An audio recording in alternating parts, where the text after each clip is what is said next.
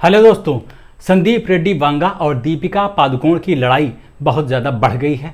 ऐसा लग रहा है कि संदीप रेड्डी वांगा अपनी आने वाली पिक्चर स्पिरिट में ना लगाकर इस लड़ाई में ज़्यादा लगा रहे हैं। इस लड़ाई की शुरुआत संदीप रेड्डी वांगा के एक खुलासे से हुई थी, जो उन्होंने ट्विटर पर यानी एक्स पर किया था और लिखा था कि उन्होंने तो इतना अच्छा समझ के पूरी प्रोफेशनल की तरह कहानी सुनाई और एक एक्ट्रेस ने नाम नहीं लिया था किसी का।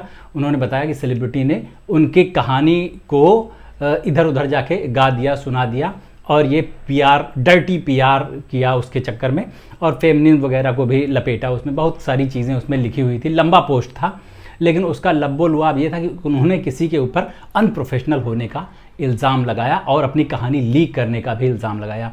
लोग उसी टाइम पे इस चीज़ के कयास लगाने लग गए कि ये बात दीपिका पादुकोण के ऊपर हो रही है, क्योंकि उनकी पिक्चर में पहले यही नाम आया था कि दीपिका को भी लिया गया है प्रभास के साथ में, लेकिन बाद में उनको हटाकर भी पता चला कि तृप्ति डिमरी को साइन किया गया है।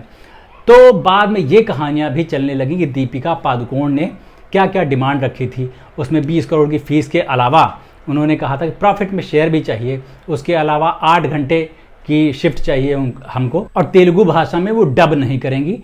ऐसी रिपोर्ट्स आई थी। अब कौन सी रिपोर्ट कितनी सच है ये किसी को पता नहीं, लेकिन बात ये है कि लड़ाई बहुत कड़वी हो चुकी है और हो सकता है जिस हिसाब संदीप रेड्डी वांगा पहले आक्रामक होते रहे हैं अपनी फिल्मों कबीर सिंह के और एनिमल के बाद, कि ये यहाँ पर रुकने वाला नहीं है। उनका सारा फोकस जो है वो झगड़े पर शिफ्ट हो जाता है। अब पिक्चर का क्या होगा वो जाने, लेकिन इस पर लोग कुछ फैक्ट्स बताते हैं, कुछ लोग अपने अपने ओपिनियंस बताते हैं, जिसमें से ज़्यादातर लोगों को लगता है नहीं भाई कहानी वहानी तो नहीं लीक करनी चाहिए थी। पर फिर ये भी समझ में आता कि अगर वो कहानी लीक हो गई तो गई कहाँ, अभी तक लोगों को पता क्यों नहीं उस कहानी के बारे में, उस कॉन्सेप्ट और प्लॉट के बारे में कोई जानता क्यों नहीं अगर लीक की गई तो। दूसरी चीज़ ये है कि दीपिका पादुकोण ने जो डिमांड्स रखी हैं वो फेयर इनफ हैं, क्योंकि अभी वो नई नई माँ बनी है, तो 8 घंटे की शिफ्ट जो है उनसे उनके द्वारा मांगना कोई बहुत बड़ी चीज़ नहीं हो जाती है। और बहुत बड़े स्टार्स हैं अक्षय कुमार वगैरह जो 8 घंटे की शिफ्ट ही करते हैं, उसके बाद हर घंटे इतना चार्ज करते हैं कि प्रोड्यूसर नमस्ते बोल जाए, इसलिए 8 घंटे की शिफ्ट ही रहती है। और बड़े बड़े जो एक्टर्स हैं वो प्रॉफिट में शेयर मांगते हैं।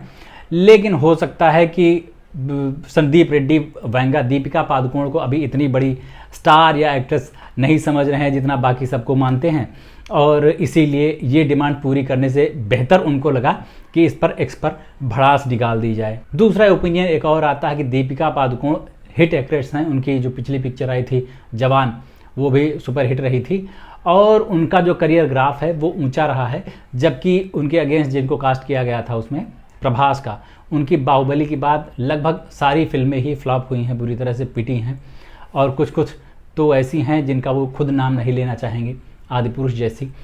तो उनके अगेंस्ट अगर दीपिका पादुकोण को साइन किया जा रहा है तो इनके पास बहुत सारी वजहें हैं कि अपने डिमांड्स रख सकें।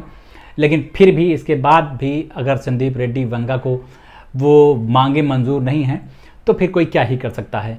इस लड़ाई झगड़े के चक्कर में उल्टा नुकसान हो गया एक बंदी का। तमन्ना भाटिया ने एक इंस्टाग्राम पोस्ट लाइक कर लिया था दीपिका पादुकोण का, विमेन एम्पावरमेंट वाला।